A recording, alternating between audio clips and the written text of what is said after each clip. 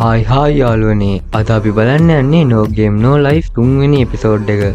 මතක ඇතිනේ කට්ටියට කලින් එපිසෝඩ් එකේ අන්තිමට ඩෝලා සෝරලාව මාලිගාවට එක්කන් ආවා. කුරුමි තරගෙන් දින්න නිසා එයාගේ රාජාභිෂේකයට උටුන් අරන් ආවා. අද කතාව එතනින්දන් තුන්වෙනි එපිසෝඩ් එක පටන් ගන්නකොටම අපිට පෙන්වන්නේ කුරුමිගේ රාජාභිෂේකයට ඔක්කොම ලෑස්ති වෙලා තියෙන ආකාරය. මාලිගාවේ මහඇමති තමා කිරුළු පලන්දන වැඩේ කරන්නේ. ඔහු එතන රැස් වෙලා ඉන්න ජනතාවගෙන් අහනවා අවසාන වශයෙන් කුරුමිට අභියෝග කරන්න කවුරු හරි ඉන්නවද කියලා. ඒකම අපිට පෙන්නනවා මේ රාජාභිෂේකයේ පැත්තට එන සෝරා ශිරුවතුරු කණ්ඩායම. සෝරා හදන්නේ රාජාභිෂේකේ නවත්තන්න කියලා දැනගත්ත ඩෝරා සෝරාව නවත්තන්න හදනවා. පැත්තට වෙලා ඉන්න ඩෝලා මම අද මේ කරන්න යන වැඩෙන් අපේ මුළු ජීවිතේම වෙනස් වෙනවා.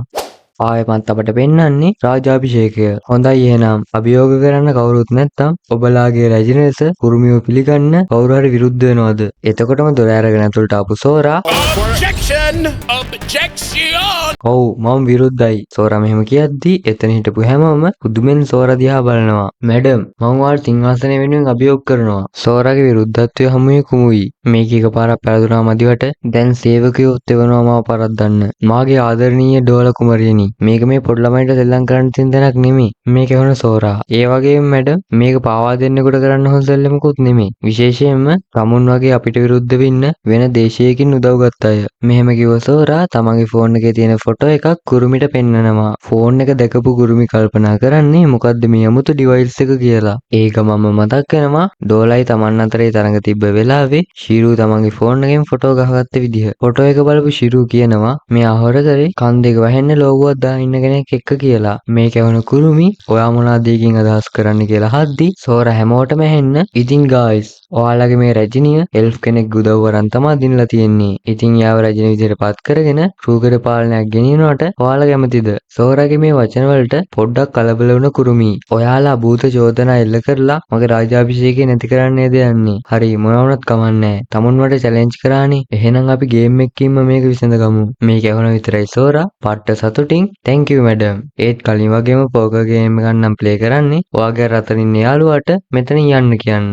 මෙහෙම කිව්ව සෝරා සෙනග මැද්දේ ඉන්න මූණාවරණය කරගෙන ඉන්න කාන්තාවක් පෙන්නනවා. ඩෝලා මෙයාගේ ස්කාෆ් එක අයින් කරා විතරයි එයා එල්ෆ් කෙනෙක් කියලා දැනගත්ත ජනතාව කුරුමිට බොරුකාරියක් කියලා කෑ ගහන්න පටන් ගන්නවා. එතකොටම සෝරා කුරුමිගෙන් රහසින් අහනවා මොකද තමුන්ගේ රහසිය යාළුවව බේරගන්න එක වචනයක්වත් කියන්නේ නැද්ද? ඇයියනේ ඔච්චර නපුරු? මේකට කුරුමි හැමෝටම ඇහෙන්න. තමුන් හදන එල්ෆ් කෙනෙක් එක්ක එකතු වෙලා මට අභූත චෝදනා නගලා මාව එමිනිටි වල හතුරෙක් කරන්නද? මේ චෝදනාව හමුවේ සෝරා හොඳ උත්සාහයක් මැඩම්. හරි තමුන්ගේ විකාර ඇති. අපි මේක ගේම් එකකින් විසඳගමු. කාටද සිංහාසනේ අයිති කියලා. ඒක කාටවත් චීට් කරන්න බැරි ගේම් එකක් වේවි. මං තමුන්ට තැනයි දිනේ දැනුම් දෙන්නම්. මේක වුණ සෝරා. අනිවාර්යයෙන්ම මැඩම්. කෝටියක් ලස්සනට ඉන්න බලන්න මැඩම්ගේ ෆොටෝ එකක් ගන්න. මෙහෙම කිව්ව සෝරා කුරුමිගේ ෆොටෝ එකක් අරගෙන අයියෝ පොඩ්ඩක් hina වෙන්නකෝ. එතකොට කියුට් එකට ඉඳි කියලා කියනකොටම එතනින් කට් කරලා අපට පෙන්වන්නේ මේ සිද්ධියෙන් පස්සේ වුණ දේවල් ගැන කතා කරන සෝරා ශිරු ඩෝලා ඇතුළු කණ්ඩායම. Wait! You're telling me she used magic to beat me? ඩෝලා හයියෙන් කෑ ගහන ගමන් සෝරලාට කම්ප්ලේන් කරනවා එයාව මැජික් පාවිච්චි කරලාද පැරද්දුවේ කියලා. මේකට සෝරා ඔව් මායි ශිරුයි දෙන්නම නෝටිස් කරා. එයාව පැරද්දුවේ මැජික් පාවිච්චි කරලා. එතකොටම ශිරු කියනවා වැරදි නේද අයියා මමයි දැක්කේ කියලා. මේක ඇහුණ ඩෝලා හරි මට දැන් තේරෙනවා. ඔයාලා තේ ඔය හැම වෙලේම තියෙන අමුතු ටූල් එකකින් නේද ඔයාලා මැජික් පාවිච්චි කරන අය හොයාගන්නේ. මේක ඇහුණ සෝරා අයියෝ ඔච්චර මෝඩ වෙන්න එපා. මම මේ කල්පනා කර හිටියේ ඇත්තට මේ කොච්චර සුපිරි වැඩක්ද කියලා. ඒ එල්ෆ් කුරුමිගේ ඇත්තේ තිබ්බ කාඩ් වෙනස් කරා. ඉතින් ඒ වගේ මැජික් බලයක් තිබ්බොත් අපිට පුළුවන් ඕනම ගේම් එකක් ලේසියෙන්ම දිනන්න. හරි දැන් මට ඔක්කොම තේරෙනවා කොහොමද මේ ගුණේ කියලා. මේ රටේ රජ වෙන්නේ මේ ගේම් ටූර්නමන්ට් එකෙන් අන්තිමට දිනන කෙනා. ඉතින් කාට හරි මැජික් පාවිච්චි කරන්න පුළුවන් එල්ෆ් කෙනෙක්ගේ උදව්ව තියෙනවා නම් ලේසියෙන්ම යාට රජා වෙන්න පුළුවන්. මේක තමයි එල්ෆ්ලාගේ ප්ලෑන් එක. කුරුමි වගේ කෙනෙක් තෝරගෙන එයාව රජ කරලා රූකඩ පාලනයක් ගෙනියනවා. ඒ වුණාට ඇත්තටම බලේ තියෙන්නේ එල්ෆ්ලාට. අන්තිමට පුළු ඉමිනිටි රාජධානියම එල්ෆ්ලාට යටත් වෙනවා. මේක වුණ ඩෝලාගේ මූණ තමයි මේ. ඒක මෙතනින් කට් කරලා පෙන්නන්නේ කුරුමි සහ එල්ෆ් දිනන්නේ කොහොමද කියලා කල්පනා කරන විදිහ. එල්ෆ් කුරුමිගෙන් අහනකොට ඔයාට මන් නැතුව දිනන්න පුළුවන් වෙයි කියලා ඔයාට ෂුවර්ද කියලා කුරුමි උත්තර දෙනවා. ඔව් එයාත් සාමාන්‍ය ඉමිනිටි වසියෙක් විතරයි. ඉතින් එයාටත් මැජික් යූස් කරන්න බෑ. කුරුමි මෙහෙම කියද්දිම එතනින් කට් කළා ආයමත් අපට වෙන්නන්නේ සෝරලාව. ලෝලා සෝරගෙන් අහනකොට "වාට විශ්වාසද මේ පාර කුරුමි දිනන්න මැජික් පාවිච්චි කරන්නේ නැති වෙයි කියලා?" මේකට සෝරා "එයාගේ ඔක්කොම දේවල් එළි වුණ නිසා මම හිතන්නේ මේ පාරේ එයා ඩිරෙක්ට් මැජික් පාවිච්චි කරයි කියලා. ඒ වුණාට එයාලට වාසි වෙන විදිහට ගේම් එක හදලා ඇත්තේ මොනවා හරි මැජික් පාවිච්චි කරලා. ඒත් ඉතින් ගේම් එක ප්ලේ කරන වෙලාවේ එයාලා මැජික් පාවිච්චි නොකරන නිසා අපිට දිනීමේ සම්භාවිතාවක් තියෙනවා." සෝරා මෙහෙම කියනකොට ශිරු "ඉතින් ඔයා දන්නවනේ ඩෝලා බ්ලැන්ක්ස්ලා කවදාවත් ගේම් එකක් පරදින්නේ නැහැ." එතනින් කට් කරලා අපට පෙන්වන්නේ තරඟ සඳහා යන කුරුමි සෝරා ඇතුළු කණ්ඩායම.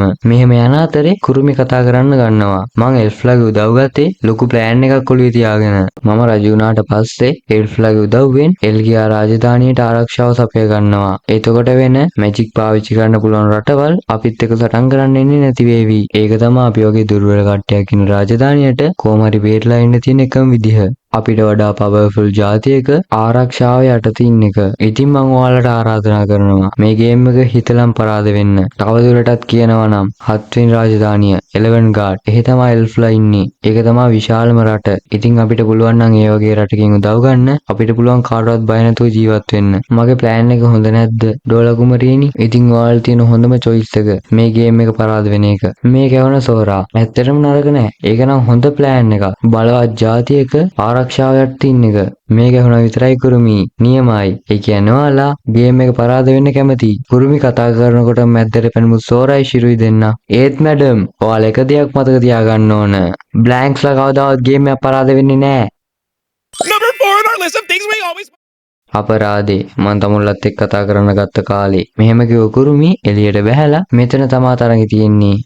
එතනින් කට් කරලා අපට පෙන්නන්නේ තරඟෙට යන සෝරා ඇතුළු පිරිස. මේ යන ගමන් ඩෝලා කියනවා එයාගේ ප්ලෑන් එකත් හොඳයිනේ. ඇයි අපි අඩුදව කරන්නේ නැත්තේ කියලා. මේකට අපේ සෝරා "අයියෝ මෝඩ කුමරියනි. පළවෙනි එක කුරුමි කියන්නේ ඇත්ත කියලා ඔයාට විශ්වාසද? දෙවෙනි එක එයාට දිනන්න පුළුවන් කියලා විශ්වාස නම් කවදාවත් කියනවද අපට පරාජය බාර ගන්න කියලා? දැන්වත් තේරුම් ගනින් මේක අපි දිනන්න ඕන ගේමක්." මෙහෙම ගැම්මෙන් කිව්ව සෝරා දොර ඇරගෙන තරඟේ තියෙන තැනට යනවා. තරඟේ චෙස් ගේම් එකක් කියලා දැකපු සෝරා පුදුම වෙනවා. කුරුමි තරඟය ගැන විස්තර කරන්න පටන් ගන්නවා. "ඔව් මේක චෙස් ගේම් එකක් වගේ පෙවුනට චෙස්ම නෙමේ. ඔයාලා අන කරන විදිහට මෙයාලා වැඩ කරයි. නිකන් හිතන්න මේ වගේ පර්සනල් ආමි එකක් කියලා." මේකට සෝරා "හරි මොනවා වුණත් කමන්නේ. එක කොන්දේසියක් උඩ මායි ශිරුයි දෙන්න එකට සිංගල් ප්ලේයර් කෙනෙක් විදිහට සෙල්ලම් කරනවා. මොකද බ්ලැන්ක් කියන්නේ අපි දෙන්නම." මේකට කුරුමි "අයියෝ ගමක් නැහැ. තමුල්ල කොහොමත් පෙරදෙනවනේ. එහෙනම් ඉතින් චාරිත්‍රානුකූලව පළවෙනිත් අදිනවලා. දැන් ඉතින් තරඟේ පටන් ගන්නවා."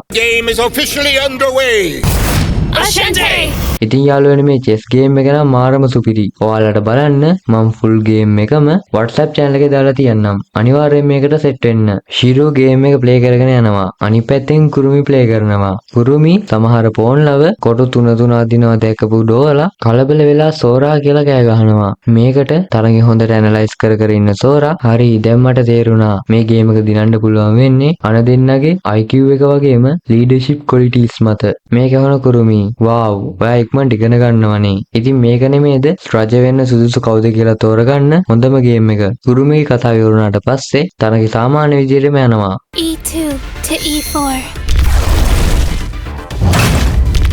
සෝරා තමන්ගේ නංගි ගේම් එක ප්ලේ කරන විදිහ දිහා බලලා "ශීරෝ මේ වගේ ගේම් එකකට ගියා කියන්නේ ආයිතින් ගේම් එක දිනලම තමයි එන්නේ. ඒ හින්දා තමයි ටෙට් වගේ දෙවියෙකුත් අපිට පෙරදුනේ." F2. Move to F4. එක පෝන් කෙනෙක්ගෙන් අනිත් පැත්තේ නයිට් කපන්න බෑ කියලා තේරුණ ශීරු පුදුම වෙනවා. මේකට අක්කාලා නෝටිස් කරපු සෝරා කියනවා "හරි මට දැන් තේරෙනවා මේ ගේම් එකේදී අපිට බෑ ඉත්තන්ව බිලි දෙන්න." හරි දැන් තමයි හරියටම තේරෙන්නේ. මෙයාලා නිකන් සාමාන්‍ය සොල්දාදුවන් ටිකක් වගේ. ඉතින් ශිරු කල්පනා කරන්න ගන්නවා. අනිත් පැත්තෙන් කාලය යනවා. ඉතින් අන්තිමට අදින්න එකක් හිතාගන්න බැරි වුණ ශිරු Sora, I can't do it. "මට සමා වෙන්න අයියේ මට මේක බෑ." මෙහෙම කියපු ශිරු අඬන්න ගන්නවා. ඊට පස්සේ ඉස්සරහට ආපු සෝරා එක පාරටම Attention all forces! "සොල්දාදුවනි හැමෝම අහගන්නවා මේක යුද්ධයක්. ඔයාලා මේක දින්නොත් තමයි ගෑන් ළමයි වුණත් ඔයාලට කැමති වෙන්නේ. ඒ වගේ මිද්‍රිපල සටන් කරුවනි ඔබලා දින්නොත් ඔබලාට හැමදාම පඩියකුත් එක්ක ගෙදරට වෙලා ඉන්න පුළුවන්. මට ෂුවර් ඔයාලගේ ෆැමිලි එකේ කට්ටිය සහ ඔයාලා ආදරය කරන අය වෙනුවෙන් අනිවාර්යයෙන්ම ඔයාලා ජීවත් වෙලා ආවේවි." සෝරා මෙහෙම කියනකොට මේ ගැහුණු සොල්දාදුව ටික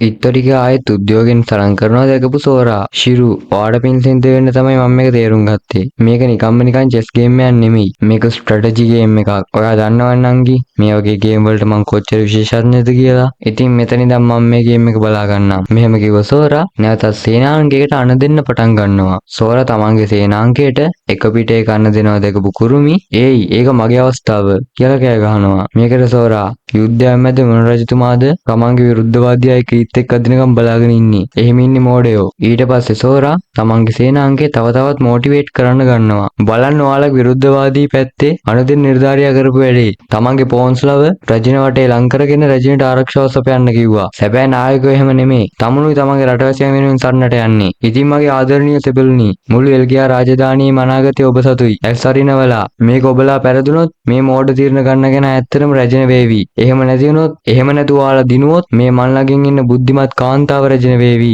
සෝරා මෙහෙම කියන්නේ ශිරුව පෙන්නලා. මෙහෙම කිව්වා විතරයි සේනාංකයම තව තවත් දැඩිව සටන් කරන්න ගන්නවා. මේක දැකපු කුරුමි හරියන්නේ නැහැ වගේ. මට මගේ අන්තිම තුරුම්පුව ගහන්න වෙනවා. කුරුමි මෙහෙම හිතනකොටම සෝරලාගේ ඉත්තෙක් කුරුමිගේ ඉත්තෙට පහර දුන්නාම ඒ ඉත්තා කුරුමිලාගේ ඉත්තෙක් බවට පත් වෙනවා. මෙහෙම බ්‍රේන් වොෂ් වෙන එක නෝටිස් කරපු සෝරා තමන්ගේ සේනාංකයට අණ දෙනවා පසුබසින්න කියලා. එයාලා බ්‍රේන් වොෂ් ටෙක්නික් එකක් පාවිච්චි කරනවා. මේක වන කුරුමි කොහොමද දීනේ මෙයා මෙච්චර ඉක්මනට මේක දැනගත්තේ? ඒත් අවුලක් නැහෙනි. මෙයාලට මම චීට් කරනවා කියලා ඔප්පු කරන්න විදිහක් නැහැ. මොකද මෙයාලා හරියටම දන්නේ නැහැනේ මම මේක කොහොමද කරන්න කියලා. ඉතින් මෝඩයෝ මන් දිනන්න යන්නේ. මෙහෙම හිතුව කුරුමි තමන්ගේ කුවින්ට නියෝග කරනවා සෝරාගේ රජතුමාගේ හිස ගසා දමන්න කියලා. කුරුමිගේ මේ මූවමන්ට් එකෙන් සෝරා හොඳටම කලබල වෙනවා. රජතුමාගේ හිස ගසා දාන්න යනකොටම සෝරා සෝරා මැද්දට පයින්නවා. මේකෙන් හැමෝම පුදුම වෙනවා. අනේ මගේ ලස්සන විරුද්ධ පාර්ශවයේ රජිනේනි ඔබේ කඩුව බිම දමන්න. Beautiful! Say what? මගේ රජිනේනි කරුණාකරලා ඔයාගේ හද පතුලෙන්ම විමසලා බලන්න මේ කරන දේ හරිද කියලා. පාඩ පොඩ්ඩක් හරි හිතනවාද මේ කරන දේවල් සාධාරණයි කියලා. එයාලා මැජික් පාවිච්චි කරනවා. බ්‍රේන් වොෂ් කරන්න අපේ ඉත්තෝ. ඉතින් ඔයා හිතනවාද ඒ වගේ යන දෙන කෙනෙක්ගේ අධීක්ෂණයට තින්නවා සුදුසුයි කියලා? මේක ආයෙත් සලකලා බලන්න. ඔයා එන්න අපේ පැත්තට. අපි ඔයාලගේ වගේම අපේ ජනතාවත් එකට බේරගමු. සෝරාගේ මේ කතාව ඉවරුණා විතරයි. එහේ ඩේටින් ගේම් එකක් තිබ්බොත් මන් තරම් හොඳින් ප්ලේ කරන වෙන කවුරුත්ම නැහැ. මෙහෙම කිව්ව සෝරා ආයෙත් හිටපු තැනට යනවා. කුරුමි යන්න දෙනවා තමන්ගේ නයිට්ට තමන්ලව පාවා දුන්න රජිනගේ හිත ගසා දමන්න කියලා. ඉදිරියට ආපු නයිට් අමුතු වැඩක් කරනවා. නයිට් තමන්ගේ පැත්තේ කුයින්ට යටත් වෙනවා. ඒක මෙතනින් තුන්වෙනි එපිසෝඩ් එකත් ඉවර වෙනවා. ඊට පස්සේ දාන හැම එපිසෝඩ් එකකම මොකක් හරි ගේම් එකක් තිබ්බොත් අනිවාර්යෙන් ඒක WhatsApp channel එකට දානවා. මොකද මං ගේම් එක එක්ස්ප්ලেইন කරනවට වඩා හොඳයි ඔයාලා මේක බලන එක. ඉතින් අනිවාර්යයෙන්ම WhatsApp channel එකට සෙට් වෙන්න අමතක කරන්න එපා. මම මේ ගේම් එක උනත් විස්තර කරලා තියෙන්නේ ඊටාම කෙටියෙන්. ඉතින් ඊළඟට මොනවා වේද? සෝරලාට දිනන්න පුළුවන් වේද? සෝරලා රජු වුණාට පස්සේ මොනවා වේද? සෝරලා රජ වෙනකන් කුරුමි බලාගෙන ඉඳීද? මේව බලාගෙන නම් ඊළඟ එපිසෝඩ් එක බලන්න වෙනවා. එහෙනම් එතකන් ඔයාලා හැමෝටම සුබ දවසක්. Subscribe, motherfucker!